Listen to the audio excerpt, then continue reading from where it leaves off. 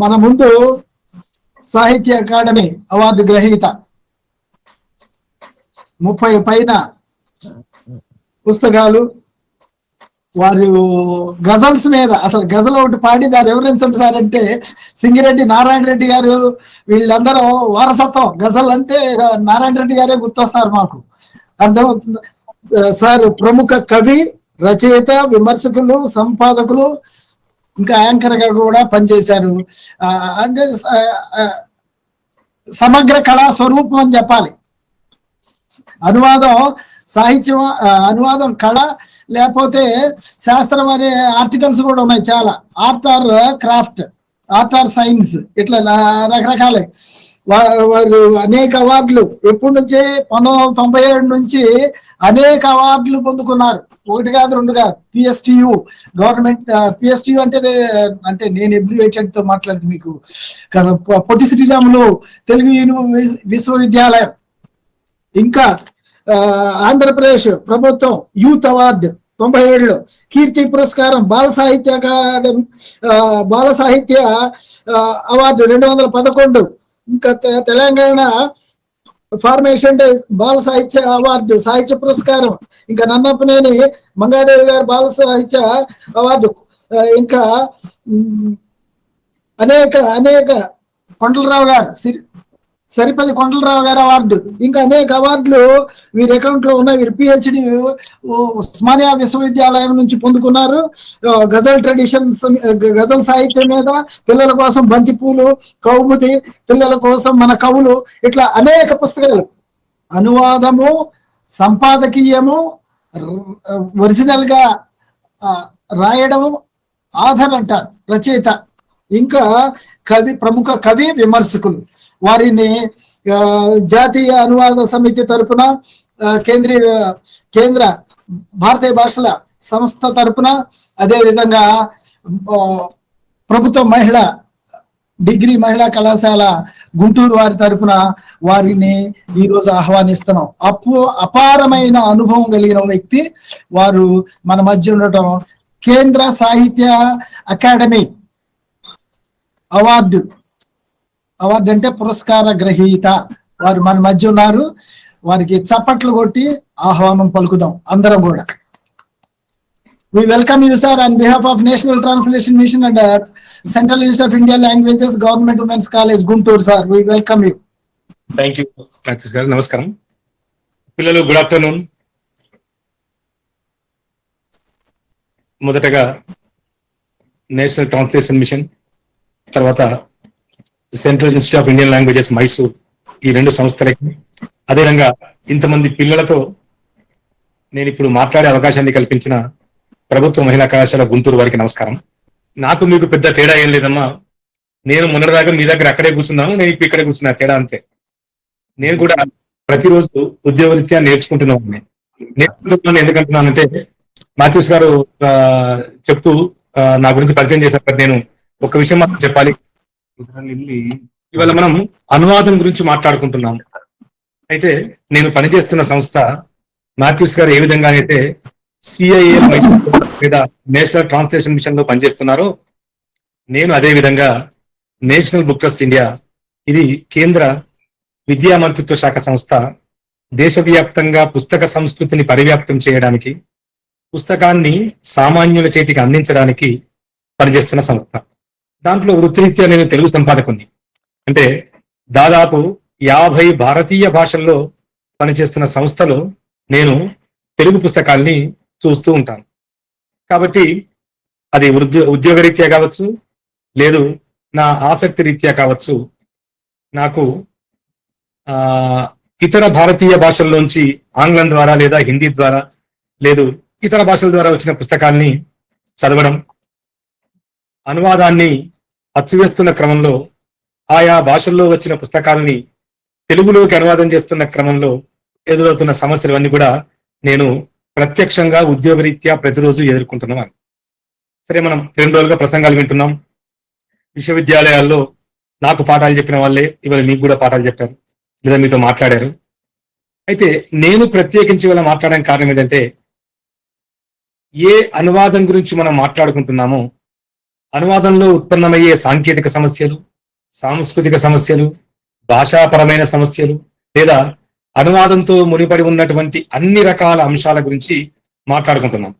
నేను ప్రత్యక్షంగా వాటిని ప్రతిరోజు ఉద్యోగరీత్యా ఎదుర్కొంటున్నవాన్నే. కారణం ఏంటంటే 2007 నుంచి ఇప్పటిదాకా దాదాపుగా నేను ఒక 1000 నుంచి 1100 పుస్తకాల్ని అచ్చవుతున్న క్రమంలో చూశాను. మరి చూస్తున్న క్రమంలో ఎట్లా అంటే దాంట్లో భారతీయ తెలుగు పుస్తకాలు ఉన్నాయి, తమిళం ఉన్నాయి, కన్నడం ఉన్నాయి, మలయాళ పుస్తకాలు ఉన్నాయి, బెంగాలీ పుస్తకాలు ఉన్నాయి, గుజరాతీ ఉన్నాయి, రష్యన్ పుస్తకాలు ఉన్నాయి, క్రొయేషియా పుస్తకాలు ఉన్నాయి, స్పానిష్ పుస్తకాలు ఉన్నాయి, బంగ్లా పుస్తకాలు ఉన్నాయి. ఇవన్నీ ఉన్నప్పుడు నేను సరే 1, 2, 3, 4 భారత తెలుగు, హిందీ, ఇంగ్లీష్, ఉర్దూ, కన్నడం ఇలాంటి భారతీయ భాషలు అర్థమవుతాయి, కొన్ని రాయడం చదవచ్చు కాబట్టి ఆయా భాషల్లోంచి వచ్చిన పుస్తకాలని నేను తెలుగులోకి అనువాదం చేస్తున్నప్పుడు కొన్ని సమస్యల పట్ల నాకు అవగాహన కలిగి వాటిని సాధించే ప్రయత్నం చేశాను. మరి నేను చెప్పాను ఇంతకుముందే 50 భారతీయ భాషలతో పనిచేస్తున్న సంస్థ నా ఉద్యోగం. మరి ఇతర భారతీయ భాషలతో లేదా ఇతర విదేశీ భాషలతో నేను ఎట్లా మేనేజ్ చేశాను అంటే లింక్ లాంగ్వేజ్ ఆంగ్లం ద్వారా నేను ఆయా భారతీయ భాషల్లోని పుస్తకాలని అనువాదం చేస్తున్న క్రమంలో అవగాహన చేసుకొని వాటిలో ఉత్పన్నమయ్యే సమస్యల్ని పరిష్కరించే ప్రయత్నం చేసిన. సరే, ఇది నా ఉద్యోగం గురించి మనం పెద్దగా కాకుండా మామూలుగా మనం మాట్లాడుకుందాం. మీరందరూ కూడా నాకు చాలా సంతోషంగా ఎందుకుందంటే ఇది మహిళా కళాశాల కావడం, దాంట్లో డిగ్రీ చదువుతున్న విద్యార్థులకు అనువాదం పైన ఒక అవగాహన కల్పించడానికి ఈ వర్క్షాప్ పెట్టడం అనేది నాకు అత్యంత ఆనందాన్ని కలిగించే విషయం. ఎందుకంటే మనకు తెలుసు, ఒక నాలాంటి వాడు చదువుకుంటే, పురుషులుగా నేను చదువుకుంటే ఏముంది, నేను ఉద్యోగం చేసుకుంటాను, నా కుటుంబాన్ని నేను సంపాదించుకుంటాను. కానీ ఒక మహిళ చదువుకున్నట్టయితే ఆ ఇల్లు మొత్తం లేదా ఆ కుటుంబం మొత్తం రేపు చదువుకునే అవకాశం ఉంటుంది. కాబట్టి అటువంటి మీరు ఇవాళ అనువాదం గురించి మాట్లాడుకోవడం లేదా అనువాదం పట్ల ఆసక్తి కలిగించడం అనేది ఒక గొప్ప విషయం. నేను నా ప్రసంగంలోకి వెళ్ళే కంటే ముందు 2-3 అంశాలు మీతో ప్రస్తావన చేస్తాను. ఒకటి, ఇవాళ తెలుగు మనం చదువుకుంటున్న క్రమంలో మనకు ఉద్యోగాలు ఏమున్నాయో తెలుసు. తెలుగు ఉపాధ్యాయునిగా, లెక్చరర్గా, ప్రొఫెసర్గా ఇతర పత్రికల్లో పనిచేస్తూ ఉంటాం.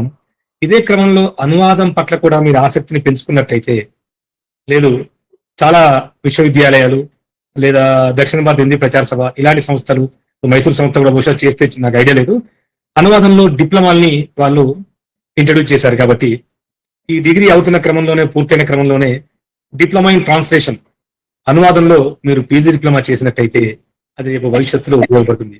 దేనికి ఉపయోగపడుతుంది? నేను ఎన్పిటి సంపాదకునిగా ఉన్నాను, నేను 60 ఏళ్ల వరకు ఉంటాను, ఆ తర్వాత నా ఉద్యోగం ఖాళీ అయిపోతుంది. లేదా వివిధ పత్రికల్లో ఉద్యోగాలు ఉంటాయి. అనేక సంస్థల్లో ఇవాళ అనువాదకులకు చక్కటి అవకాశాలు ఉన్నాయి. ఇంతకుముందు మాథ్యూస్ గారు లైఫ్ బై సబ్ అడ్వర్టైజ్మెంట్ గురించి చెప్పారు. అలాంటి ప్రకటనల సంస్థలు ఎన్నో వందలాది సంస్థలు ప్రతి భాషలో కూడా వందలాది మంది విద్యార్థులకి లేదా వందలాది మందికి ఉద్యోగాలు ఇస్తున్నాయి అనువాదాలు. కాబట్టి అనువాదం పట్ల మీకు ఆసక్తి, మనం 50 మంది వింటే 50 మందికి ఈ వృత్తి పట్ల ఆసక్తి ఉండకపోవచ్చు. ఒక కళాశాలలో 100 మంది చదివితే దాంట్లో ఒక 50 మంది ఇంజనీరింగ్కి వెళ్తారు, ఓ 10 మంది డాక్టర్లుగా వెళ్తారు, ఇంకా 30 మంది టీచర్గా వెళ్తారు, మరో 10 మంది మరో రకాలుగా వెళ్తారు. అది వాళ్ళ అభిరుచిని, ఆసక్తిని బట్టి ఉంటుంది. కాబట్టి మీరు ఒకవేళ ఈ అనువాదం పట్ల ఆసక్తితో వింటున్నట్టయితే ఆ వైపుగా మీరు ప్రయాణాన్ని సాగించినట్టయితే గొప్ప భవిష్యత్తు ఉంటుంది. ఎక్కడో కాదు, మీకు విజయవాడలోనే ఉంటుంది. కారణం ఏంటంటే విజయవాడలో ఇవాళ తెలుగునాట, అంటే హైదరాబాద్ కావచ్చు, మరొక ప్రాంతం కావచ్చు, తెలుగునాట ప్రచురణ రంగానికి హబ్ అంటే అది విజయవాడ. సరే, ఒకప్పుడు పత్రికలకు కూడా అదే హబ్గా ఉండేది. అక్కడ మీకు అనేక సంస్థలు, అనువాద సంస్థలు ఉన్నాయి, తర్వాత అనేక ప్రచురణ సంస్థలు ఉన్నాయి. కాబట్టి వాళ్ళు మీకు తప్పకుండా ఉద్యోగాలు ఇస్తారు. అదొకటి. రెండవది, ఇంతకుముందు చెప్పినట్టు పత్రికల్లో అవకాశం ఉంటుంది, ప్రభుత్వాల్లో ఎట్లా ఉంటుంది, పార్లమెంట్లో ఉంటాయి, అసెంబ్లీలో ఉంటాయి అనువాదక ఉద్యోగాలు. కాబట్టి మీరు ఎట్లాగూ ఇది డిపార్ట్మెంట్ ఆసక్త, లేకుంటే సిఐఎల్ నేషనల్ ట్రాన్స్లేషన్ మిషన్ ఆసక్త, ఏదైనా కావచ్చు, కానీ మీరు ఒక చక్కటి కార్యక్రమంలోకి ఎంటర్ అయ్యారు కాబట్టి, ఒక కొత్త విధానానికి లింక్ అయ్యారు కాబట్టి ఇక ముందు కూడా అనువాదం వైపుగా మీరు ప్రయత్నం చేసినట్లయితే బాగుంటుంది. సరే, నేరుగా నా సాంస్కృతిక అంశాల గురించి మాట్లాడుకుందాం. నేను రచయితగా చాలా పుస్తకాలు రాశాను. ఇప్పుడు సార్ కూడా చెప్పారు అందరి రచయిత గురించి. నేను రచయితగా నా పుస్తకాన్ని నేను రాసుకున్నప్పుడు నేను నా ఇష్టం ఉన్నట్టు నా పుస్తకాన్ని రాసుకుంటాను. దాన్ని నచ్చితే చదువుతారు, నచ్చకుంటే పక్కకు పెడతారు. ఇంకా నచ్చితే ఏదో సంస్థ దానికి పురస్కారం ఇస్తుంది, ఇంకా నచ్చితే మీలాంటి విద్యార్థులకు దాన్ని పాఠ్య పుస్తకంగా పెడతారు. అది రచయితగా నాకున్నటువంటి ఒక ఫ్రీనెస్ కావచ్చు, నేను నా ఇష్టంగా రాసుకోవచ్చు. నేను ఇవల్ల స్వాతంత్రోద్యమం గురించి రాయొచ్చు, లేదు గుంటూరు గురించి రాస్తాను, లేదు మరొకటి రాస్తాను, హైదరాబాద్ గురించి రాస్తాను, తెలంగాణ గురించి రాస్తాను, ఆంధ్రప్రదేశ్ గురించి రాస్తాను. అది నా అభిరుచిని బట్టి ఉంటుంది. మీరు కూడా అట్లా రాసుకోవచ్చు. మరి అనువాదానికి వచ్చినప్పుడు ఇంతకుముందు మాట్లాడిన ప్రొఫెసర్ గారు అదే మాట చెప్పారు. మూల భాష, తర్వాత target source language, target source group, target group, ఈ ఏదైతే ఉందో ఈ రెండు అంశాలని మనం దృష్టిలో పెట్టుకున్నట్టయితే మనం అనువాదకులుగా సక్సెస్ అవుతాం. ఎందుకు చెప్తున్నది ఏంటంటే, అనువాదం అనేది నిజానికి సాధారణంగా అనుకుంటాం ఏదో అనువాదం చేసేసారు కదా అని. అనువాదం అనేది త్యాగం లాంటిది. త్యాగం చేయని వాడు అనువాదకుడిగా నిలదొక్కోలేడు. ఎందుకు నిలదొక్కోలేడు అంటే, ఒక రచయిత రాసిన దాన్ని ఆయన ఆ మూల రచయితలోకి పరకాయ ప్రవేశం చేయాలి. ఆ మూల రచయితని, ఆ రచయిత నా ప్రాంతం వాడు కాదు, నా భాష వాడు కాదు, నా దేశం వాడు కాకపోవచ్చు, లేదా నా కాలం వాడు కూడా కాకపోవచ్చు. ఆయన 100 ఏళ్ల కింద రాయొచ్చు, 200 ఏళ్ల కింద రాయొచ్చు.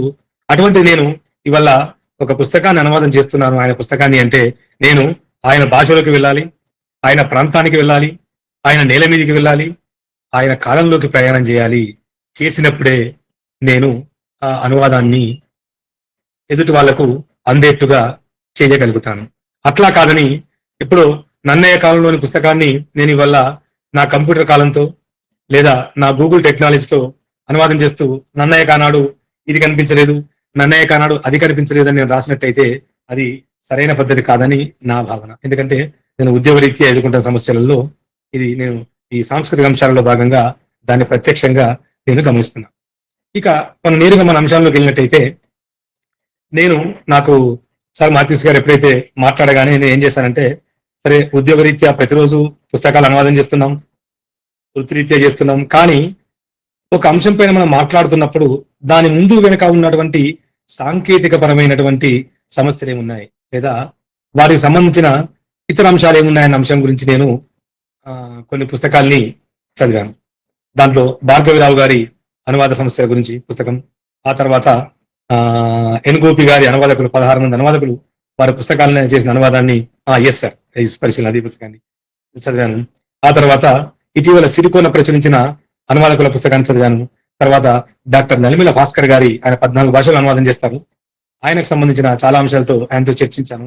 ఆ తర్వాత నేను గతంలో చదివిన ఒక వ్యాసం కూడా నాకు చాలా ఉపయోగపడింది. అదేంటంటే translating cultural phenomena with reference to Telugu novel Antarani Vasantham. దాన్ని ఆ వ్యాసం రాసింది బహుశా doctor KG and doctor Sampath బాబుతో కలసం, గుర్తులేదు నాకు ఉంది, చూస్తాను అది. దీంతో పాటు ఇంకొక 2-3 వ్యాసాలు కూడా చదివాను. అదేంటంటే norms in translation, A case study of Telugu అని లక్ష్మి గారి వ్యాసం. ఇవన్నీ చదివినప్పుడు నాకేమనిపించిందంటే, నేను ఉద్యోగరీత్యా ఎదుర్కొంటున్న సమస్యల కంటే కూడా అనేక అంశాలు ఇందులో ముడిపడి ఉన్నాయి. కాబట్టి వాటిని మనం క్లుప్తంగా మాట్లాడుకుందాం. మొదటగా 2-3 అంశాలని మీకు ప్రస్తావించి దాని గురించి నేను అవసరమైతే 2 ఉదాహరణలు కూడా చెప్తాను. డీప్గా కాకుండా మీ పిల్లలు మన స్థాయిలో, అంటే మీ స్థాయిలో నా స్థాయిలో మనం మాట్లాడుకునే ప్రయత్నాన్ని మనం చేసుకుందాం. మనకు తెలుసు, తెలుగులో కావ్య సృజన లేదా అనేది భారతం యొక్క ఆంధ్రీకరణతోనే ప్రారంభమైంది. అంటే అనువాదం అనేది లేదా అనుసృజన అనేది లేదా ఆంధ్రీకరణ అనేది మనం ఎవరు ఏ పదమైనా వాడచ్చు. ఇది తెలుగు భాషకు దాదాపుగా 1100 సంవత్సరాల నుంచి మొదలైంది. అంతకంటే ముందు కూడా 950 ప్రాంతంలో ఎవరైతే కన్నడంలో ఆదికవి చెప్పుకుంటున్నామో పంపకవి, ఆ పంపకవి కూడా మన తెలుగు నెల మీదనే కరీంనగర్ జిల్లా వేములవాడలో విక్రమార్జుని అని, కన్నడ భాషలో కూడా ఆది కావ్యంగా చెప్పబడుతున్న విక్రమార్జుని అని కూడా మన తెలుగు నేల మీదనే ఆయన అరికేసరి ఆస్థానంలో ప్రారంభించాడు. అంటే మన నేల దాదాపు 1100-1200 సంవత్సరాల నుంచి ఈ అనువాదం అందాం, అనుసృజన అందాం, ఆంధ్రీకరణ అందాం, తెలుగీకరణ అందాం, దీనికి అనువాదంగా ఉంది. నేను ఇంతకు చెప్పిన ఒక వ్యాసంలో చదివాను. దాంట్లో చాలా అంశాలు లక్ష్మి గారు చెప్తే ఒక గొప్ప మాట చెప్తారు. ఏమంటారంటే, ఎన్ని రకాలుగా మనం అనువాదాన్ని వాడుతున్నాం అనే దాన్ని ఆవిడ ఇస్తూ ఏమంటారంటే, పిల్లలు అనువాదం ట్రాన్స్లేషన్, అనుసృజన ట్రాన్స్క్రియేషన్, రచన రైటింగ్, ఆ తర్వాత తెనిగించడం మేకింగ్ ఇంటూ తెలుగు, తర్వాత లేదా దాని ఇంకా తెనిగింపుని కూడా అన్నారు ఆవిడ. తర్వాత అనుకరణ ఇమిటేషన్, ఆ తర్వాత ఆంధ్రీకరణ, తెలుగైజేషన్ అనే పదాన్ని వాడారు ఆవిడ, తెలుగైజేషన్, తర్వాత ఆంధ్రీకృతి ట్రాన్స్లేషన్ ఇన్ తెలుగు, తర్వాత ఆంధ్రానువాదం తెలుగు ట్రాన్స్లేషన్, తెలుగు అనుకృతి, తెలుగు ట్రాన్స్లేషన్, తర్వాత తర్జుమా, మనకు తెలుసు ఉర్దూ పదాన్ని ఫార్సీ పదం వాడదాం, తర్వాత ఆ తెలుగు సేత మేకింగ్ ఇంటూ తెలుగు, ఆ తర్వాత పరివర్తన మ్యూటేషన్. ఇన్ని పదాలని అంటే మనం ఒక అనువాదం అనే ఒక్క పదం పట్లనే మనకు అవగాహనతో మాట్లాడుకుంటున్నాం. కానీ అంటే ఆయా సందర్భాల్లో వాళ్ళు చేస్తున్న క్రమంలో లేదా వాళ్ళు ఆ సోర్స్ ని లేదా టార్గెట్ గ్రూప్ కి అందజేస్తున్న క్రమంలో వాళ్ళు ఏ ఏ పద్ధతిని పాటిస్తున్నారో దానికి ఇన్ని రకాల పేర్లతో మనం అనుకున్నాం. నన్నేను కూడా మనం అంటాం, నన్నేది ఆంధ్రీకరణ అంటాం, నన్నేను ఆంధ్రానువాదం ఎక్కడన్నా, నన్నేను ఏమంటాం మనం, నన్నయ్య ఆంధ్రీకరణ చేశాడు భారతాన్ని అని అనుకుంటాం. కారణం ఏంటంటే అందులో ఉన్నటువంటి సాంకేతికమైనటువంటి కావచ్చు, లేదా ఆయన మూల వ్యాస భారతాన్ని తెలుగులోకి తెస్తున్న క్రమంలో పాటించిన పద్ధతులు సంక్షిప్తం చేయడం, లేదు కొత్తవి చేర్చుకోవడం, లేదు ప్రజాబాహుల్యంలో తీసుకోవడం, లేదు తనకు నచ్చినవి తనకు నచ్చని. ఇప్పుడు నేను కరీంనగర్ జిల్లాలో పుట్టినవాడిని. కొన్ని అనువాదం చేస్తున్నప్పుడు నాకు నా ప్రాంతం మీదనో నా భాష మీదనో మమకారం ఉండి నాకు ఎదుటి వాళ్ళు నచ్చక కొన్ని నేను తీసేయచ్చు. అటువంటివి చేయకూడదు. బట్ జరిగినాయి కాబట్టి నన్నయ్య భారతాన్ని మనం ఆంధ్రీకరణ అన్న అంశాన్ని తీసుకున్నాం. ఇదంతా ఎందుకు చెప్తున్నాను నేను మీకంటే, మనం ఇవాళ అనువాదం గురించి మాట్లాడుకుంటున్నాం, కానీ 1100-1200 సంవత్సరాల నుంచి తెలుగు భాషకి, తెలుగు నేలకి ఈ ఆంధ్రీకరణతో అనువాదంతో సంబంధం ఉంది. కాబట్టి మనం మళ్ళీ ఇవాళ మాట్లాడుకోవడం సంతోషంగా ఉంది. సరే, నేను మీతో మాట్లాడాల్సింది ఏంటంటే, నేను మీకు చెప్పాల్సింది కాదు, మాట్లాడాల్సింది. ఎందుకంటే చెప్పడానికి నేను ఇది తరగతి గది కాదు కాబట్టి, నేను చూసింది నా వృత్తిరీత్యా నేను ఫేస్ చేసి మీతో మాట్లాడతాను. కాబట్టి నేను మీతో చెప్పాలనుకుని ఏంటంటే, సాంస్కృతికంగా మనం అనువాదం చేస్తున్న క్రమంలో మనకు వచ్చే సమస్యలు ఏంటి. సంస్కృతి అంటే మనకు తెలుసు, ఒక ప్రాంత ప్రజల యొక్క ఆచార వ్యవహారాలు, కట్టు బొట్టు, తిండి, వాళ్ళ భాష, వాళ్ళ మాట, వాళ్ళ కుటుంబం లేదా వాళ్ళ నేపథ్యం, వాళ్ళ ప్రతి గ్రామానికి ఒక సంస్కృతి ఉంటుంది. ప్రతి సామాజికంగా, అంటే మనం ఏదైతే క్యాస్ట్ కులం అని మాట్లాడతామో, ప్రతి సామాజికంగా ఒక సంస్కృతి ఉంటుంది, ప్రతి సమాజానికి ఒక సంస్కృతి ఉంటుంది, ప్రతి సమాజానికి ఒక భాష ఉంటుంది, ప్రతి ప్రాంతానికి ఒక భాష ఉంటుంది. ఇవన్నీ వినొస్తుందా సార్?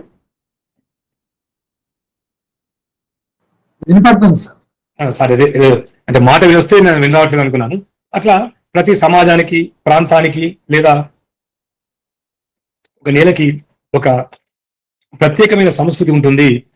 అటువంటప్పుడు మరి ఆ భాషా సాహిత్యాన్ని, ఆ భాషలోని సాహిత్యాన్ని లేదా ఆ భాషలోని అంశాన్ని మనం అనువాదం చేస్తున్నప్పుడు ఎట్లా అంటే, మనం మొదటగా ఇంతకుముందు ప్రొఫెసర్ గారు ఒక గొప్ప మాట చెప్పారు, టార్గెట్ గ్రూప్, టార్గెట్ లాంగ్వేజ్, అది ప్రధానంగా చేసుకున్నట్టయితే.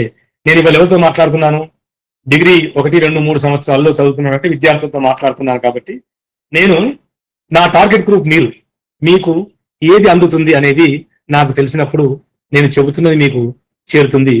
అదేవిధంగా అనువాదంలో కూడా ఆ టార్గెట్ గ్రూప్ దేన్ని మనం ప్రధానంగా చేసుకొని చెప్తున్నాం అనేది మనకు తెలిసినప్పుడు ఆ అనువాదం సఫలమవుతుంది, ఫలవంతం అవుతుంది. సరే, దానిలో సమస్యలు లేవు అంటే చాలా ఉండొచ్చు. అది హై స్టాండర్డ్ లో ఉండొచ్చు. అది ఏ టార్గెట్ గ్రూప్ లో చెప్తున్నామో వాళ్ళ కోసం దాన్ని అందిస్తున్న క్రమంలో కొన్ని లుప్తం కావచ్చు, లేదా కొన్ని కొత్తగా ముందు వెనకలు కూడా చేరే అవకాశం ఉండొచ్చు. కానీ అన్నిటికంటే ప్రధానంగా నేను నా వృత్తిరీత్యా చూసేది మాత్రం, నేను నా టార్గెట్ గ్రూప్ నే ప్రధానంగా చేసుకుంటాను. నా టార్గెట్ గ్రూప్ ని ప్రధానంగా చేసుకుని నేను అనువాదాన్ని అందిస్తాను. ఇవాళ మనకు తెలుసు, పత్రికల్లో లేదా టీవీలలో యాడ్స్ వస్తుంటాయి. ఇంతకుముందు చెప్పిన life by advertisements, Vodafone advertisements, లేదు ఇతరత్ర మనం కల్చరల్ గా తీసుకున్నప్పుడు బైబిల్, భగవద్గీత, ఖురాన్ ఇలాంటి అనువాదాలన్నీ ఉన్నాయి. మరి ఇప్పుడు నేను ఈ మన లైఫ్ బైలో లిటిల్ సబ్బుతో అనువాదం చేసినప్పుడు పెద్ద ఇబ్బంది ఏం కాకపోవచ్చు. కారణం ఏంటిదంటే, కొన్నిసార్లు మక్కి అనువాదం చేసిన అవి పెద్ద తేడా ఉండకపోవచ్చు. కానీ ఒక భాషకు లేదా ఒక సంస్కృతికి, ఒక మతానికి, ఒక సమాజానికి సంబంధించిన అంశాలని మనం అనువాదం చేస్తున్నప్పుడు ప్రత్యేకించి మనకు తప్పకుండా ఆ మూల సమాజానికి సంబంధించినటువంటి లేదా భాషకు సంబంధించినటువంటి లేదు సంస్కృతికి సంబంధించినటువంటి అవగాహన ఉండాల్సిందే. లేనట్టయితే మనం అనువాదం చేస్తున్న క్రమంలో ఏ చిన్న పొరపాటు చేసినా అది అనేకమైనటువంటి సమస్యలకు, అనేకమైనటువంటి ఇబ్బందులకు దారితీసే అవకాశం ఉంటుంది. ముఖ్యంగా మతపరమైన, సమాజపరమైన అంశాన్ని మనం అనువాదం చేస్తున్న క్రమంలో వాటిని కూడా ఉదాహరణలు మనం మాట్లాడుకున్నాం. ఇక తర్వాత ఇంతకుముందు అనుకున్న సంస్కృతి ఏంటంటే, కట్టు బొట్టు, తిండి, ఆచార వ్యవహారాలు, తర్వాత వాళ్ళ నేపథ్యం, జీవన విధానం, వాళ్ళ ప్రతిరోజు చేస్తున్న పనులు ఇవన్నీ కూడా సంస్కృతిలో భాగంగా ఉంటాయి. నేను ఇంతకుముందు ఒక నలభై భాస్కర్ గారి పేరు చెప్పాను. ఆయన 14 భారతీయ భాషల నుంచి అనువాదం చేస్తారు. ఆయన తెలుగులోంచి తమిళంలోకి, తెలుగులోంచి కన్నడంలోకి, తెలుగులోంచి బెంగాలీలోకి, తెలుగులోంచి మలయాళంలోకి, ఇట్లా 14 భాషల్లో చేస్తారు. ఆయన ఒక పుస్తకాన్ని చేశారు. అంటే సాంస్కృతిక అంశం కాబట్టి ఆ ఉదాహరణ చెప్తాను మీకు. ఆ పుస్తకం ఏంటంటే 100 సంవత్సరాల్లో మలయాళ మనోరమ మలయాళంలో వచ్చినటువంటి ఒక 10 కథల్ని ఎంపిక చేసింది 94లో. 100 ఏళ్ళ 10 ఉత్తమ మలయాళ కథలు. అంటే మలయాళంలో అపారమైన సాహిత్యం ఉంది. అటువంటి వాళ్ళు ఒక 10 కథల్ని ఎంపిక చేసి ఆ 10 కథల్ని అనువాదం కోసం నవీన భాస్కర్ గారు ఇచ్చినప్పుడు ఆయన ఇంతకుముందు చెప్పాను, ఒరిజినల్ మలయాళ భాష నాకు తెలుసు, అలాగా ఆంగ్లం నుంచి చేయలేడు ఆయన. ఒరిజినల్ గా హాయిగా మలయాళం నుంచే చేస్తారు. చేస్తున్నప్పుడు మొదటి కథంలో ఆ కథలో మొత్తం వరద వస్తుంది. వరద వచ్చి ఆ బ్యాక్ వాటర్ ఏదైతే చెరువులో ఉంటుందో ఆ చెరువులో ఉండే బ్యాక్ వాటర్ వల్ల ఆ ఊరంతా కూడా మునిగిపోతుంది, మునిగి తేలుతుంది. తేలినప్పుడు ఆయన తెలంగాణ ప్రాంతంలో పుట్టినవాడు, అందులో కరీంనగర్ జిల్లా వాడు కాబట్టి ఆయన ఏం చేశారంటే ఆ తేలిపోతుంది అన్నప్పుడు అది మామూలుగా తేలిపోతుంది కాబట్టి అట్లా కాకుండా దాన్ని నేను నా ఒక విలక్షణంగా అందించాల ఉద్దేశంతో ఏమన్నాడంటే ఆ నీటితో ఊరు బతుకమ్మలాగా తేలిపోయింది అని రాశారు. కేవలం ఆయన అక్కడ తన స్వతంత్రత తీసుకొని ఒకే ఒక్క పదాన్ని, తన సంస్కృతికి సంబంధించిన బతుకమ్మ అనేటువంటి ఒకే ఒక్క పదాన్ని వాడడంతో ఆ కథకు ఆ ఒక్క మాటనే ఆయుపట్టులాగా నిలిచిపోయి అర్థమైపోయింది. ఓహో, అంటే ఆ ఊరు అంత ప్రాణంలాగా ఉన్నటువంటిది, గొప్పగా బతికినటువంటిది, లేదా కొన్ని వేల సంవత్సరాలుగా ఉన్నటువంటి ఊరు ఆ చిన్న పొరపాటు వల్ల వచ్చిన బ్యాక్ వాటర్ కి అది మునిగిపోయిందన్న అంశాన్ని చెప్పేందుకు ఆయన అత్యంత సులభంగా తన సంస్కృతికి సంబంధించినటువంటి ఒక చిన్న పదాన్ని, బతుకమ్మ అనే పదాన్ని ఉపయోగించి నరవీర భాస్కర్ గారు దాన్ని ఆయన చెప్పడం జరిగింది. అంటే ఇదే ఉదాహరణ ఎందుకు చెప్పాను మీకు అంటే, కొన్నిసార్లు మన టార్గెట్ గ్రూప్ ని, మన టార్గెట్ గ్రూప్ ఇంతకుముందు మూల భాషలో రచయిత ఇవన్నీ నేను చెప్తూనే మళ్ళీ ఇక్కడ ఆయన టార్గెట్ గ్రూప్ ఎవరంటే తెలుగు ప్రజలు, తెలంగాణ వాళ్ళు కాబట్టి ఆయన ఏం చేశారంటే భాస్కర్ గారు అక్కడ ఆ పదాన్ని వాడడం వల్ల ఆయన ఆ అనువాదానికి కొద్దిగా జోడింపు చేయొచ్చు, కానీ ఒక సంస్కృతీకరణ చేసినటువంటి ఒక గొప్ప ప్రయత్నాన్ని చేస్తే అది సులభంగా అర్థమైంది. తర్వాత మనకి ఇతర భారతీయ భాషల్లో తమిళంలో, కన్నడం నుంచి, మలయాళం నుంచి ఇతర భారతీయ భాషలు మనం అనేక చేస్తున్నప్పుడు కొన్నిసార్లు మనం ఏం చేస్తామంటే మనకు జాతీయాలు ఉంటాయి, లేదు వృత్తికి సంబంధించిన పదాలు ఉంటాయి, లేదు మన నేపథ్యానికి సంబంధించిన పదాలు ఉంటాయి. ఇప్పుడు ఒక కుటుంబం పౌరోహిత్యాన్ని చేస్తూ జీవిస్తున్నప్పుడు ఆ కుటుంబంలో వాళ్ళందరికి సంబంధించినటువంటి అనేక రకమైన యజ్ఞయాగాదుల గురించి కావచ్చు, లేదా ఇతరత్ర కావచ్చు, పంచాంగం మొదలుకొని అనేక అంశాల అటువంటి ఒక పదాలు వాళ్ళకు ఉంటాయి. కొన్నిసార్లు అది ఆ కుటుంబానికి లేదా ఆ వృత్తి వాళ్ళకి తెలిసే అవకాశం ఉంటుంది. దాన్ని మాత్రం సమాజీకరణ చేసి అందరికీ అనువాదం చేస్తున్న క్రమంలో అనేక సమస్యలు ఉండొచ్చు. లేదు, నేను తమిళం నుంచి అనువాదం చేస్తున్నప్పుడు నేను తెలుగులోంచి తమిళంలో చేస్తున్నప్పుడు నాకు కోపం వచ్చింది. కోపం వచ్చి మనం పనులు పటపటా కొరికినామంటాం. పనులు పటపట అనేది నేను వాళ్ళకి అదే నేను తమిళంలోకో కన్నడంలోకో పటపట అని చెప్పినప్పుడు వాళ్ళకి అర్థం కాదు. కొద్ది గొప్ప తమిళం నేను చూస్తున్నాను కాబట్టి తమిళం వాళ్ళు ఏమంటారంటే మన పటపటని నరనర అనే పదాన్ని వాడతారు. మనకు నరనర అంటే మనకు అర్థం ఉంటుంది. అంటే భాషాపరమైన అంశాలని, సంస్కృతి నేపథ్యంగా ఉన్నటువంటి భాషాపరమైన అంశాలని, వృత్తిపరమైన అంశాలని, లేదు జాతిపరమైన అంశాలని, లేదంటే ఆహార్యం, మనం వేసుకునే బట్టలు, వీటన్నిటిపైన అంశాలని మనం అనువాదం చేస్తున్న క్రమంలో కొన్నిసార్లు, ముఖ్యంగా పిల్లల కోసం, నేను ప్రధానంగా చెప్పడం మర్చిపోయాను, పిల్లల కోసం చేస్తున్న క్రమంలో మాత్రం మనం కొన్నిసార్లు స్వతంత్రం తీసుకోవచ్చు. మీకు 2-3 పుస్తకాల ఉదాహరణగా ఇస్తాను. ఇది ఒరిజినల్ గా నిజానికి గుజరాతీ పుస్తకం. దీన్ని ఆంగ్లం ద్వారా తెలుగులోకి 2 భారతీయ భాషల్లోకి వచ్చింది. మీకు రివర్స్ గా కనిపిస్తుంది బహుశా. ఇది ఏంటంటే ఐఆమ్ బెటర్ దెన్ యూ, ఇది నేను ఎవరైనా నీకంటే నేనే గొప్ప అనే పేరు మీద దీనిలో నాకు వచ్చిన అంశాలని ఎట్లా ఉంటాయి కలిసి మీకు చెప్తాను నేను. తర్వాత జస్ట్ ఇది ఒక చిన్న కథ, ఏం జరిగింది, దీని పేరు వాట్ హ్యాపెండ్. ఇది ఇటీవలనే గత నెలలోనే నేను అనువాదం చేసినప్పుడు వాట్ హ్యాపెండ్ దాన్ని ఏం జరిగింది పేరు మీద తీసుకొచ్చాను. తర్వాత ఇది ఒక గుజరాతీ పుస్తకం, దీన్ని ఒక రోజు పేరు మీద, వన్ డే అనే ఆంగ్ల అనువాదంతో తీసుకొని రావడం జరిగింది. తర్వాత ఇది బంధు అనేటువంటి బెంగాలీ ఫ్రెండ్, స్నేహితుడు అనే దాన్ని తెలుగు మీద తెలుగు. తర్వాత ఇది long and short, small and big, అంటే పొడుగు పొట్టి చిన్న పెద్ద, దీనిలో ఏముండదు. ఇది ఒకటి. తర్వాత ఎందుకు చెప్తున్నా అంటే మీకు ఉదాహరణగా చూపిస్తున్నాను. ఇది లాలు ది రెడ్ గైడ్. తర్వాత పిల్లర్స్, ఇవన్నీ పుస్తకాలు. అంటే ఇవి ఇతర భారతీయ, ఈ ప్రత్యేకించి నేను ఈ పుస్తకాన్ని ఎన్నుకోవడానికి కారణం ఏంటంటే, ఈ పుస్తకాలను అనువాదం చేస్తున్న క్రమంలో, చిన్నపిల్లల కోసం అనువాదం చేస్తున్న క్రమంలో నాకు వచ్చిన సమస్యలు ఏంటి అనేది మీకు చెప్తాను. దాని ద్వారా మనం మాట్లాడుకుందాం. నేనే కాదు, నేను చూస్తున్నాను మీరు కూడా మాట్లాడినట్టయితే మనం దీన్ని ఇతరత్ర అంటే బాగా సమస్యల్ని మనం పరిష్కరించుకునే అవకాశం ఉంటుంది. నేను ఇంతకుముందే చెప్పాను, వసంతరావు గారి అంటరాని వసంత పుస్తకంలో అనువాదం మీద వచ్చిన వ్యాసాన్ని చదువుతున్నప్పుడు దాన్ని అనువాదించింది ఎవరంటే అల్లాని ఉమాశ్రీధర్ గారు. ఇవాళ ఆంగ్ల సాహిత్యంలోకి తెలుగు సాహిత్యాన్ని అనువాదం చేస్తున్నప్పుడు ప్రధానంగా లేదా మొదటి వరుసలో ఉన్న రెండు పేర్లలో, ఈ మొదటి వరుసలో ఉన్న పేర్లలో ఈ ఇద్దరు మనకు కనిపిస్తారు.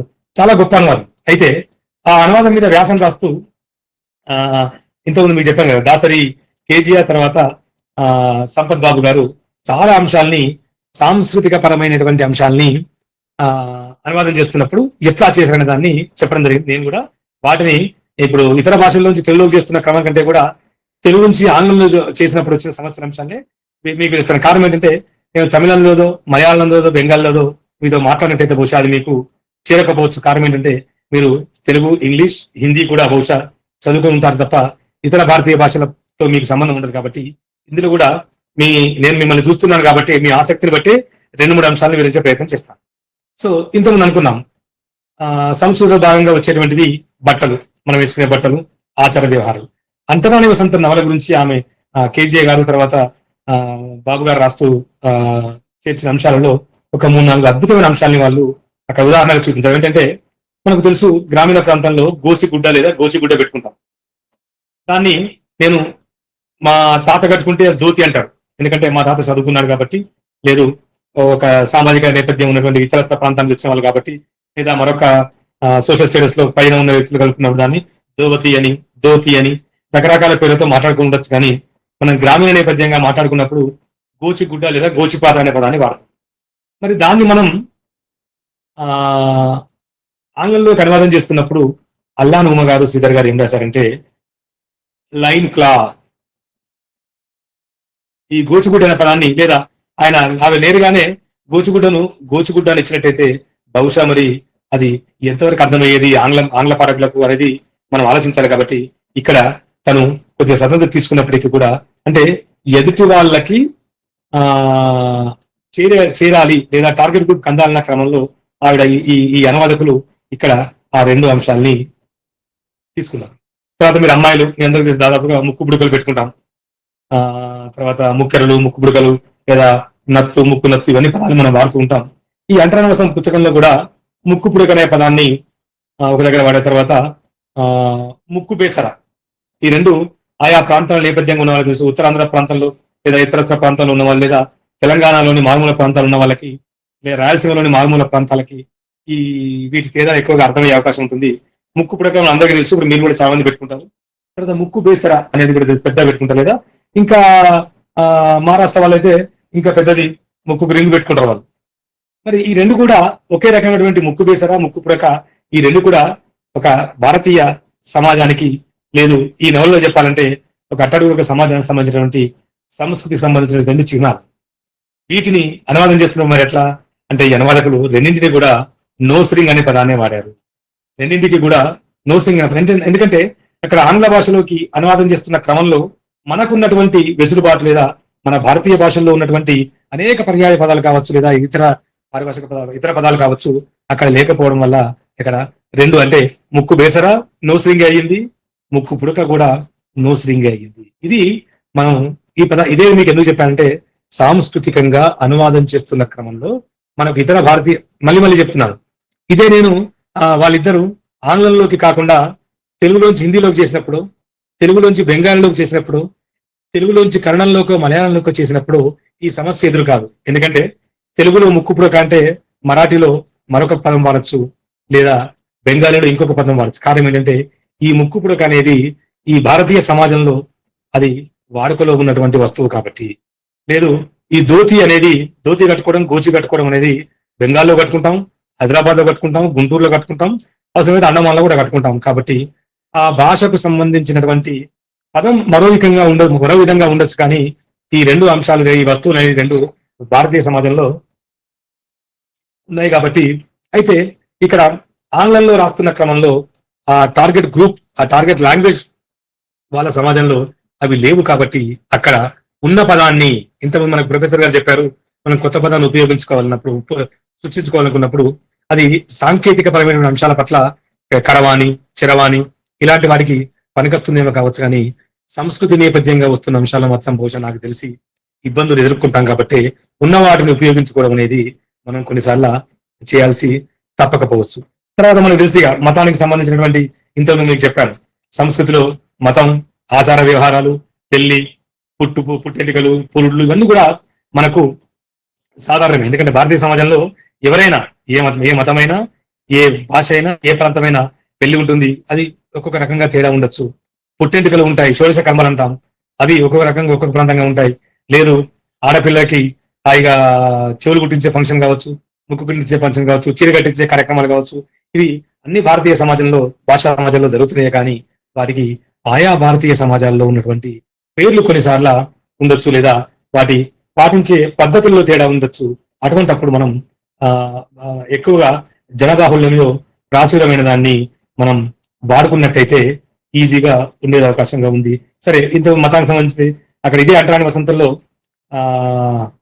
ఒక ఇది ఉంటుంది ఏంటంటే, రాముల కోవెల, రాముల పదం గుర్తులేదు, దాన్ని అందరికి అర్థమయ్యేట్టుగా కోవెలన్నా మరోటన్నా ఈజీగా అందరికి అందాలి కాబట్టి దాన్ని అనువాదకులు రామా టెంపుల్ అనేది వాడారు. సరే, రామా టెంపుల్ అనేది మనకు అన్ని టెంపుల్ అనేది అర్థమవుతుంది కాబట్టి అక్కడ పెద్ద సమస్య ఏం కాదు.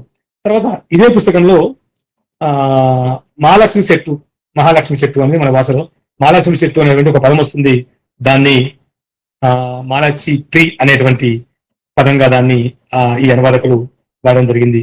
తర్వాత సన్యాసి అనే పదాన్ని సన్యాసిగానే, ప్రవక్తల్ని ప్రాఫిట్ గా, ఇట్లా అంటే ఇవి కాకుండా ఇంకా దేవత కొన్నిసార్లు ఇంతకుముందు చెప్పాను, మత గ్రంథాలు చేసినప్పుడు అదే ఈ అంటరాని వసంతంలో కూడా నరసింహస్వామి గురించి ప్రస్తావన వస్తుంది, శివుని గురించి ప్రస్తావన వస్తుంది. వాటిని అనువాదకులు ఆయా ఆంగ్లంలో మార్చినప్పటికీ కూడా అదే పేర్లతో చెందింది.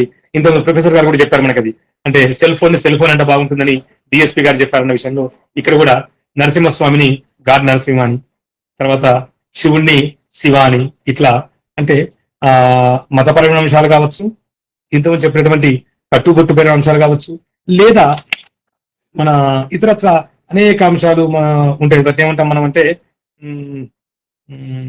ఈ వస్తువుల విషయంలో చెట్టు, చేమ, పుట్ట, పురుగు, లేదు ఆచారాలు, వీటన్నిటిని కూడా ఉన్నప్పుడు వాటిని మనం ఎట్లా అనువదించాలి. ఉదాహరణకు ఆవు గురించి రాయాలనుకోండి, ఆటోమేటిక్ గా ఆవు అన్నప్పుడు దాన్ని కౌ అన్న పదంతో మనం రాస్తే అది ఆంగ్లేయులకు అర్థమవుతుంది.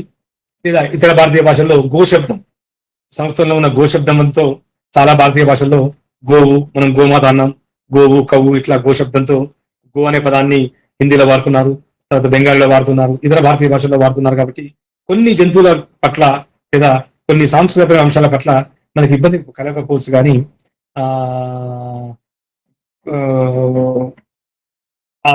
ప్రత్యేకించి ఆ ప్రాంతానికి సంబంధించిన అంశాల పట్ల మాత్రం మనకు సమస్యలు ఎదురవుతాయి. అటువంటిదే ఇదే పుస్తకంలో అంటరాని వసంతంలోనే ఒక గొప్ప మార్గం పువ్వాకు, ఈ పదాన్ని మీరు ఎప్పుడైనా విన్నారా? పువ్వాకు వినలే, నేను కూడా వినలేదు. నిజానికి ఏంటంటే నేను బహుశా మీతో మాట్లాడడానికి ఆ వ్యాసాన్ని చదవకపోయినట్టయితే, పువ్వాకు అనేది ఏంటంటే అది నాకు తెలిసి అక్కడ టొబాకో ఉంటుంది, టొబాకో లీఫ్, తంబాకు ఉంటాయి కదా, ఆ టొబాకో లీఫ్ ని ఈ అంటరాని వసంతంలో పువ్వాకు అనే పదంగా వాడినప్పుడు దాన్ని ఆవిడ వాళ్ళకి అర్థం కావడానికి పువ్వాకును ఫ్లవర్, ఇంతకుముందు చెప్పిన ఫ్లవర్ లీఫ్ అంటే అర్థం కాదు కాబట్టి ఆ అనువాదకులు మామూలు వాళ్ళు కాదు, అల్లాని ఉమాశ్రీ గారు వాళ్ళు మామూలు అనువాదకులు కాదు. కాబట్టి ఆ మూలాల్లోకి వెళ్ళి, అంటే ఆ టార్గెట్ భాషలో ఉన్నటువంటి వాళ్ళకి అందేట్టుగా టొబాకో అనే పదంతో దాన్ని వాళ్ళు తన ఆ నేపథ్యాన్ని, లేదా అది కూడా ఎందుకంటే పొగాకు అనేది కూడా ఒక మళ్ళీ చెప్తున్నాను, అది కూడా సంస్కృతికి సంబంధించిన అంశమే. అది ఉత్తరాంధ్రలో వాడచ్చా, లేదా గుంటూరులో వాడతారా, లేదు మా తెలంగాణలో వాడతారా తర్వాత విషయం, కానీ అది టార్గెట్ గ్రూప్ లో ఆంగ్లంలోకి వెళ్తుంది కాబట్టి, అంటే ఈ ప్రాంతాలను దాడి బయటకు వెళ్తుంది కాబట్టి అక్కడి టార్గెట్ గ్రూప్ కోసం దానికి మూలాన్ని శోధించి ఆ పువ్వాకుని టొబాకో అనే పదంతో వాడడం వల్ల ఆ పదానికి లేదు అక్కడ ఉన్నటువంటి అంశానికి ఒక సమగ్రమైనటువంటి అర్థం ఏర్పడే అవకాశం కలిగింది. ఇంతకు మనం చెప్పుకున్నాం, సారు సీతాకోక చిలుక గురించి గొప్ప మాట చెప్పారు. సీతాకోక చిలుక అంటే సీత గూగుల్ అనువాదం ఏం చేస్తుంది, సీత సారీ విఆర్ గ్రీన్ సారీ ఏదో అని అంటుంది. అటువంటిదే నిజానికి ఆంగ్లంలో అనువదిస్తున్నప్పుడు మనకు యంత్రాలు చేసినప్పుడు అనువాదం వస్తుంది, కానీ కానీ అనువాదకులు మనలాంటి వాళ్ళు చేసినప్పుడు ఆ ప్రమాదం రాదు. ఎందుకంటే ఇక్కడ కూడా ఆ ఈ పుస్తకంలో కూడా పాపశిలక పాపశిలక అనే ఒక పదం ఉంటుంది. దాన్ని అనువాదకులు బేబీ ప్యారెట్ అంటే చిన్న చిన్న పిల్ల చిలుక, దాన్ని ఆ పాపశిలకని వాళ్ళు బేబీ ప్యారెట్ అనే దాంతో రాశారు. తర్వాత జముడు కాకి, ఈ పదం మనం వినే ఉంటాం. ఈ జముడు కాకిని జముడు క్రౌ అనే పదంతో అనువదిస్తే దాన్ని సరే ఈ వ్యాసకర్తలు అట్లా కాదు, దాన్ని మనం కింగ్ క్రౌ అనే పదంతో కూడా రాయొచ్చు. ఆంగ్ల భాషలో కింగ్ క్రౌ అనే పదాన్ని కూడా వాడతారని ఉదాహరణగా వాళ్ళు చెప్పగలరు. తర్వాత సరే ఇప్పుడు మనకు చదువుకున్న ఇంకా జంతువులు ఉన్నప్పుడే మనకు గుర్తుంది, జడల బర్రెలు ఉంటాయి, కొమ్ములున్న బర్రెలు ఉంటాయి. ఇవన్నీ కూడా మనం చదువుతుంటాం. వాటిని కూడా మనం ఆ టార్గెట్ గ్రూప్, ఎందుకంటే వస్తువుల విషయంలో మళ్ళీ మళ్ళీ చెప్తున్నాం, మనం సాంస్కృతికపరమైన అంశాలు అనువాదం చేస్తున్నప్పుడు వస్తువుల విషయంలో, పేర్ల విషయంలో మనం ఆ భాషలో ఉన్నటువంటి రాయడం వల్ల తప్పేం కాదు. ఎందుకంటే ఆ వస్తువు వారికి అర్థం కావాలి. కానీ ఇప్పుడు తెలుగు వాళ్ళ పెళ్లి గురించి అర్థం కావాలి, తెలుగు వారి ఆచార వ్యవహారాల గురించి అర్థం కావాలి, కానీ మొత్తం తెలుగు వారికి అర్థం కావాల్సిన అవసరం లేదు. ఆ ఆచార వ్యవహారాలు అర్థం చేస్తున్న క్రమంలో ఆ భాషలో, టార్గెట్ భాషలో ఉన్నటువంటి, అది ఆంగ్లంలోనా మరో భాషలోనా ఉన్నటువంటి దాన్ని మనం తీసుకుంటే తప్పేం కాదు. అది ఎందుకంటే వాళ్ళకు చేరాలి కాబట్టి. అట్లా అనేక అంశాల పట్ల ఈ పుస్తకంలోనే ఉన్నాయి. ఇక మనకు ఇంకో విషయం కూడా చాలా ప్రమాణకరమైన వస్తువు ఒకటి విన్నాం. ఒకటి ఉంది, ఏంటంటే మనందరం వాడుతూనే ఉంటాం. నేను ఇప్పుడు కనిపిస్తున్న మీకే కనిపించాను అనుకో, మీరు ఫస్ట్ ఏమంటారు? అంకుల్ మీరు ఎక్కడికి వెళ్ళాలి అంటారు. లేదా నా భార్యో, నా వయసు ఉన్న ఆమె, ఇంకో అమ్మాయి రాగానే మీరు ఏమంటారు? స్త్రీ రాగానే ఆంటీ మీరు ఎక్కడికి వెళ్ళాలని అడుగుతారు మీరు. అయితే మనకు తెలుగు సాహిత్యంలో, తెలుగు భాషలో లేదా ఇతర భారతీయ భాషల్లో అత్త, చిన్నమ్మ, పెద్దమ్మ, నడిపి పెద్దమ్మ, చిన్న పెద్దమ్మ, లేదా కొడుకు, తమ్ముడు కొడుకు, అన్న కొడుకు, బావమరిది కొడుకు, బావ కొడుకు, లేదా వదిన కొడుకు, మేనవదిన కొడుకు, లేదు అల్లుడులో మేనల్లుడు, అల్లుడు, ఇన్ని రకాల సంబంధ బంధ్యాలు ఉన్నాయి. ఇన్ని రకాలటువంటి మనకు ఉన్నాయి. మరి వీటన్నింటినీ మనం ఇతర భాషల్లోకి లేదా ఇతర ఆంగ్లంలోకి అనువాదం చేస్తున్న క్రమంలో మనం ఏం సమస్యలు ఎదుర్కొంటామంటే, నిజానికి ఇదే పెద్ద సమస్య. ఎందుకంటే కజిన్ అనే ఒక్క పదం వాడి మన అక్క కొడుకు, అన్న కొడుకు, తమ్ముడు కొడుకు, చిన్న కొడుకు, పెద్దబాబు కొడుకు, చిన్ననాయన కొడుకు, లేకుంటే మేనత్త కొడుకు, మేనమామ కొడుకు, వీటన్నిటిని ఆ ఒకే ఒక్క పదం టోటల్లీ సమూలంగా కవర్ చేసేస్తుంది. అంతే కదా? అంటే ఇటువంటి అంశాలను కూడా మనం అనువాదం చేస్తున్న క్రమంలో మనకు ఎదురవుతున్నప్పుడు సమస్యలు ఏం చేయాలంటే, మనం ఆ గ్రూప్ ఏదైతే ఉందో అది భారతీయ సమాజంలో ఉన్నటువంటి భాషకు చేస్తున్నామా లేదా ఆంగ్ల భాష సంబంధించి చేస్తున్నాం అనుకున్నప్పుడు మనం కొన్నిసార్లు స్వతంత్రత తీసుకొని అంకుల్ అన్నప్పుడు, ఆంటీ అన్నప్పుడు ఒకవేళ వివరణ ఇచ్చే ప్రయత్నం చేస్తే సంతోషం. ఆ అవకాశం లేనప్పుడు ఆ భాషా సాహిత్యాలు లేదా ఆ భాషా సమాజంలో ప్రాచుర్యంలో ఉన్నటువంటి పదాన్ని వాడడం వల్ల తప్పేం లేదనేది నా భావన. సరే, ఇదొకటి. ఇక తర్వాత ఇంతకుముందే మనం అనుకున్నాం, అనువాదకుడు మరి ఏం చేయాలి, అనువాదకుడు ఎట్లా ఉండాలి అంటే, అనువాదకుడికి మూల గ్రంథం మీద తప్పకుండా అభిమానం ఉండాల్సిందే. మూల గ్రంథం మీద అభిమానం ఉండాలి, మూల గ్రంథం మీద భక్తి ఉండాలి. ఆ తర్వాత తన వృత్తికి మూల గ్రంథకర్తన వృత్తి ప్రవృత్తుల మధ్య ఒక అనుసంధానాన్ని లేదా సంబంధాన్ని తెలుసుకోగలిగినట్లయితేనే ఆయన ఆ అనువాదాన్ని సక్రమంగా చేయగలుగుతారు. ఉదాహరణగా నేను 2-3 అంశాలు ప్రస్తావిస్తాను. మనకు మహాకవి దాశరథి గారి పేరు విన్నాం. దాశరథి గారు, నారాయణ రెడ్డి గారు వాళ్ళు ఉర్దూను విద్యార్థిగా చదువుకున్నారు. ఆ ఉర్దూ నుంచి తెలుగు భాషలోకి వాళ్ళు గజల్ని కావచ్చు, లేదా దాశరథి గారు గాలిబి రుబాయిని కావచ్చు అనువాదం చేశారు. అయితే ఆయన మూల ఉర్దూ భాష అంటే మూల భాష అయినటువంటి ఉర్దూ సమాజం ఆయనకు తెలుసు. ఆ మూల భాషలో ఉన్నటువంటి సంస్కృతి తెలుసు, ఆ మూల భాషలో ఉన్నటువంటి సాహిత్యం తెలుసు. ఇంకా చెప్పాలంటే ఆ మూల భాషలో ఉన్న కవితో ఆయనకు గొప్ప అనుబంధం, అంటే చదువుతాం, ఆయన కాలం వాడి కాదు కావచ్చు కానీ గొప్ప అనుబంధం ఉంది. కాబట్టి ఉండే నేపథ్యాన్ని అది అందులో నుంచి గజల్ ఎట్లా ఉంటుంది, ఇంతకుముందు సార్ గుర్తు చేశారు. అక్కడ ఆ గజల్లో ఉన్నటువంటి వస్తువు ప్రియుడు ఎట్లా ఉంటాడు, ప్రియురాలు ఎట్లా ఉంటుంది, ప్రకృతి ఎట్లా ఉంటుంది, సమాజం ఎట్లా ఉంటుంది, వస్తువు ఎట్లా ఉంటుంది, వీటన్నిటి పట్ల ఆయనకు అవగాహన ఉంది. కాబట్టి గాలి గీతాల్ని తెలుగులోకి చేస్తున్నప్పుడు దాశరథి గారు దాన్ని ఇది ఒరిజినల్ మూలమైన తెలుగు అన్నట్టుగా చేశారు. కారణం ఏంటంటే అక్కడ సాంస్కృతికమైన సంవత్సరమే కాదంటే ఆయనకు వచ్చినాయి, కానీ ఆయన భారతీయ భాష అయినటువంటి ఉర్దూలోంచి చేస్తున్నప్పుడు ఆయనకి ఇబ్బందులు రాకపోవచ్చు. కాబట్టి మనం మళ్ళీ నేను 2-3 నిమిషాలు చెప్పి ముగిస్తాను.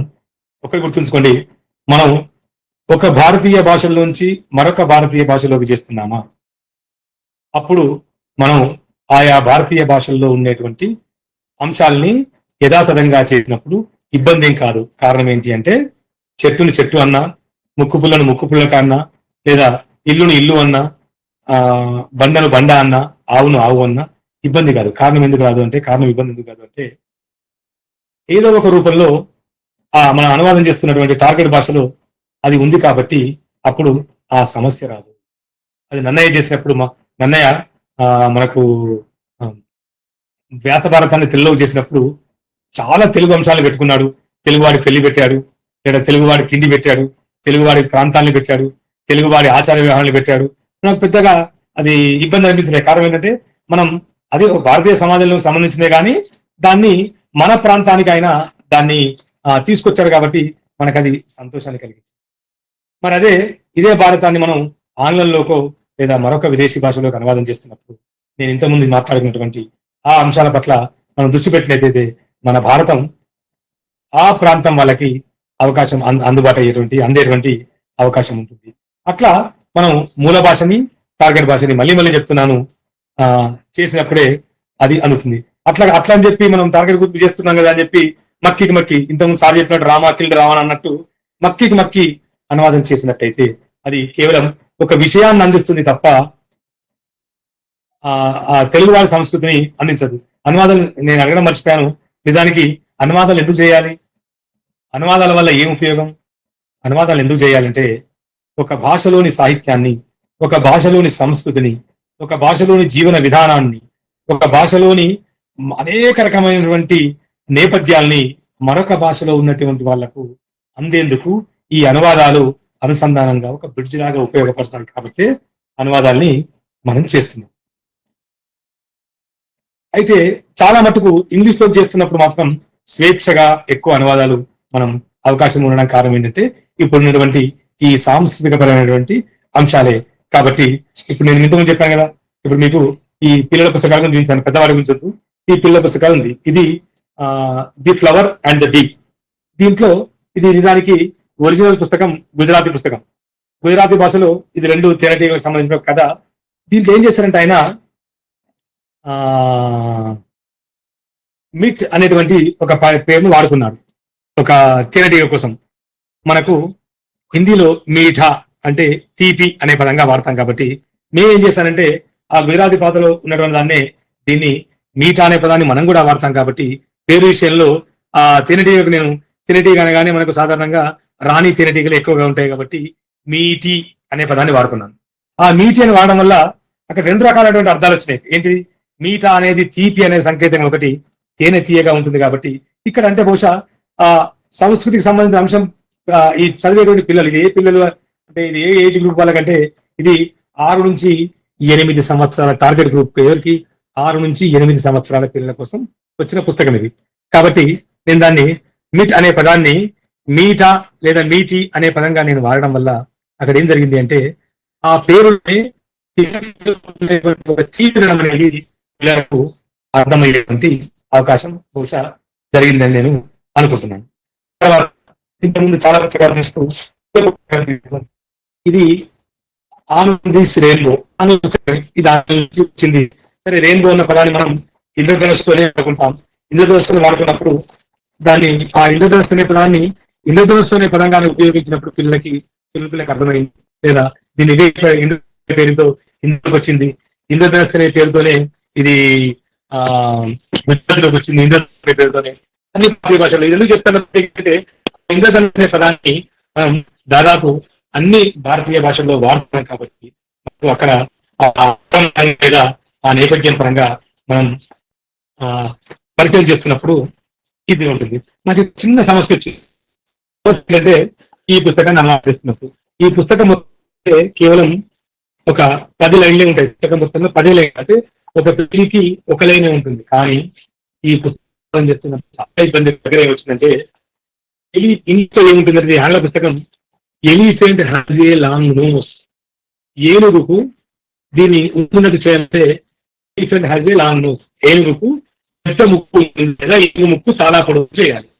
నేను ఒకవేళ ఉన్నట్టుగా ఈ ఏనుగు ముక్కు అనే పదాన్ని వాడారనుకోండి, వాడితే అది తెలుగు పిల్లలు ఏమనుకుంటారంటే, తెలుగు పిల్లలు మీరు కూడా ఏమనుకుంటారంటే ఈ సార్ గురించి ఇంత బాగా చెప్పారు మ్యాథ్యూస్ గారు, ముక్కు తొండకి ఏనుక్కు తొండదాన్ని తొండమనే పదంగా వాడతాం కదా అనేటువంటి అనుమానం రావచ్చు. అంటే అప్పుడు నేను ఏం చేశానంటే దాన్ని తెలుగులో ఇప్పుడు తొండమనే పదం వాడుకొని ఆంగ్లంలో ముక్కు అనే వాడాం.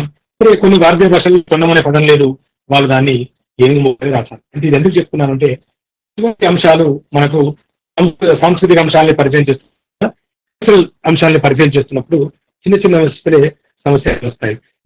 మనం మీరు అనువాదం పట్ల ఆసక్తితో వచ్చిండ్రు, దానికి భారతీయ భాషా పరిషత్ కావచ్చు లేదా అనువాద ట్రాన్స్లేషన్ మిషన్ కావచ్చు మీకు ఒక అవకాశాన్ని కలిగించింది.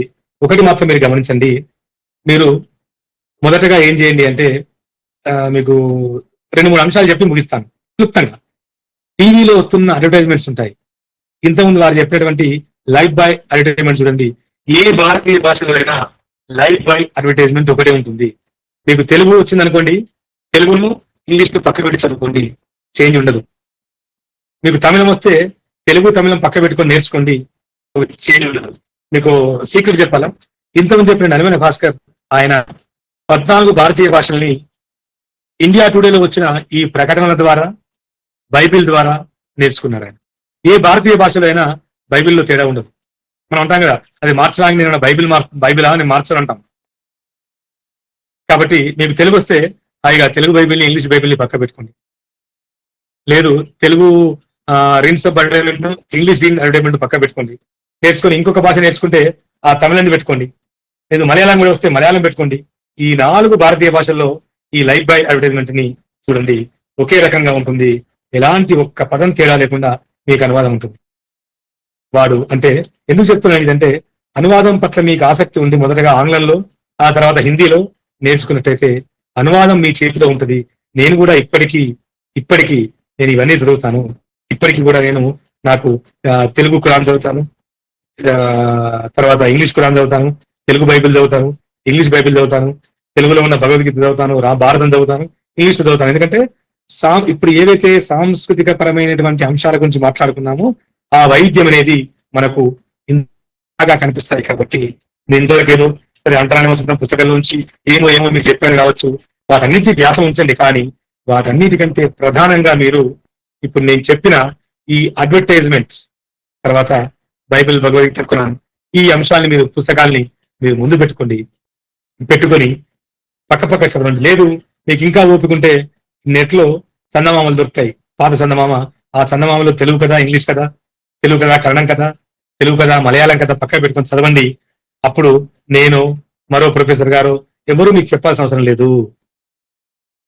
అంత చందమామలో అన్ని ప్రాంతాలకు సంబంధించిన భాష గురించి ఉంటాయి, సామాజిక నేపథ్యాలు ఉంటాయి, జీవన విధానాలు ఉంటాయి, అవన్నీ ఉంటాయి. నిజానికి నేను మొదటగా మార్టిన్స్ గారు చెప్పినప్పుడు నేను చాలా అంశాలని రాసుకొని పెట్టుకున్నాను. అయితే ఏమనుకున్నానంటే ఇది యూనివర్సిటీ సెమినార్ అనుకొని అనేక అంశాల పట్ల టెక్నికల్ విషయాలు రాసుకున్నాను. ఎప్పుడైతే నేను ఇవాళ లాగిన్ కాగానే మిమ్మల్ని చూడగానే సంతోషం ఎందుకు కలిగింది అంటే, నేను ఆ టెక్నికల్ అంశాలను చెప్తే నాకు బోరు, వాళ్ళకు బోరే. ఒక్కొక్క పుస్తకాన్ని ఉదాహరణగా నన్నయ్య శ్లోకాన్ని ఒకటి తీసుకుంటాను, ఆ తర్వాత పద్యాన్ని లేకుంటే వ్యాసుని శ్లోకాన్ని తీసుకొని చెప్పడము, లేదు ఇప్పుడు చెప్పినటువంటి అల్లాను ఉమ్మగారి ట్రాన్స్లేషన్ అంటాను వసంతాన్ని తీసుకొని చెప్పడము, ఇట్లన్నీ చేయకుండా మీరు పిల్లలు కాబట్టి నేను కూడా పిల్లవాడినే, అది టాప్ సీక్రెట్. నేను కూడా మీలాగా పిల్లవాడిని, ఏదో ఉద్యోగం చేస్తున్నా కూడా కోటేసుకొని కూర్చున్నాను తప్ప మీరు భయపడాల్సిన అవసరం లేదు. అనువాదం అనేది మన చేతిలోని ఒక రంగుల పిట్ట లాంటిది. అనువాదం అనేది రంగుల పిట్ట. మీరు హాయిగా 2 చేతులతో ఆ రంగుల పిట్టను పట్టుకోండి, అద్భుతంగా అది ఎదుగుతుంది. నేను కూడా మీలాగా కరీంనగర్ జిల్లా సిరిసిల్ల నారాయణ రెడ్డి గారి గురించి చెప్పారు కదా, ఆ నారాయణ రెడ్డి గారు పుట్టిపెట్టిన సిరిసిల్ల అనే ఒక మామూలు ఊరు నుంచి వచ్చాను. ఇవాళ 50 భారతీయ భాషలతో పనిచేస్తున్న నేషనల్ బుక్ ట్రస్ట్ ఇండియాలో పనిచేస్తున్నాను, విదేశాలలో పనిచేస్తున్నాను.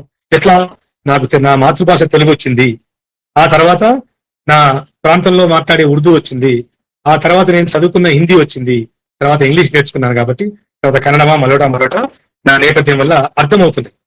మాథ్యూస్ గారు ఆయన మీలాగా ఒక మామూలు పల్లెటూరులో పుట్టాడు. ఆయన ఇంకా నేనన్నా సిటీలో పుట్టాను, సిరిసిల్ల జిల్లా హెడ్ క్వార్టర్స్ ఇప్పుడు. ఆ తర్వాత మీ టీచర్లు కూడా చాలా మంది, లేదా మీరు కూడా చాలా మంది పల్లెటూరులో పుట్టిన వాళ్ళే, మీరు గుంటూరు దాకా వచ్చారు.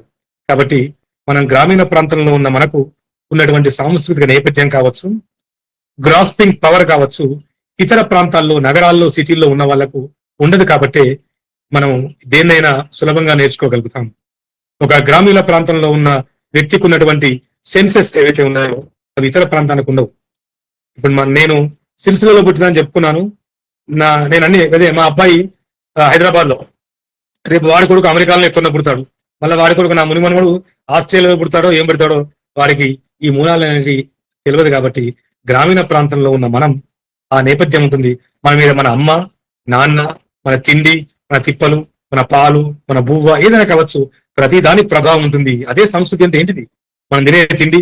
తెలంగాణలో నేను గటకం తింటాను, రాయలసీమలో ఉన్న ఒకతన సంకర తింటారు, కోస్తాలో ఉన్న మీరు వరణ్ణం తింటారు, లేదా తెలంగాణలో నేను బియ్యం బువ్వ తింటాను, మీరు వరణ్ణం తింటారు. అదే తేడా, అంతే తప్ప అదంతా ఒకటే నేపథ్యం. కాబట్టి మనం మన సాంస్కృతిక నేపథ్యాన్ని, మన భాషా నేపథ్యాన్ని, మన కుటుంబ నేపథ్యాన్ని, మన గ్రామ నేపథ్యాన్ని, మన తల్లి తండ్రి అవ్వ అయ్య ఈ నేపథ్యాన్ని మనం అవగాహన చేసుకున్నట్టయితే అనువాద క్రమంలో కావచ్చు, జీవిత క్రమంలో కావచ్చు, లేదా మీ ఉద్యోగ జీవితంలో కావచ్చు, దేన్నైనా సాధించగలుగుతారు. సో పిల్లలు, నేను ప్రతిసారి ఇతర సెమినార్లకు వెళ్ళినప్పుడు నాకు తెలిసిందేదో వాళ్ళ ముందు పడేసుకొని వస్తాను. కానీ పిల్లలు కాబట్టి మీరు ఇంతమంది మీతో ఇవాళ మాట్లాడడం వల్ల, ఇప్పుడు మొబైల్ ఫోన్ రీఛార్జ్ పెట్టినప్పుడు ఏ విధంగా ఒక అరగంటలో రీఛార్జ్ అవుతుందో, మీతో మాట్లాడడం వల్ల నేను చాలా అంశాలని జాగ్రత్తగా మాట్లాడాల్సి వచ్చింది. నేను పిల్లలు కాబట్టి మీతో మాట్లాడడం వల్ల చాలా అంశాన్ని నేర్చుకోవాల్సి వచ్చింది. సో మీ వల్ల నేను రీఛార్జ్ అయ్యాను, వల్ల మీ వల్ల నేను చాలా అంశాలని చదివాను. కాబట్టి నేను మీకు ధన్యవాదాలు తెలియజేస్తున్నాను. బట్ నేను ఈ 35 నిమిషాలు మాట్లాడడానికి ఒక 5-6 రోజులు నేను చదివమ్మా.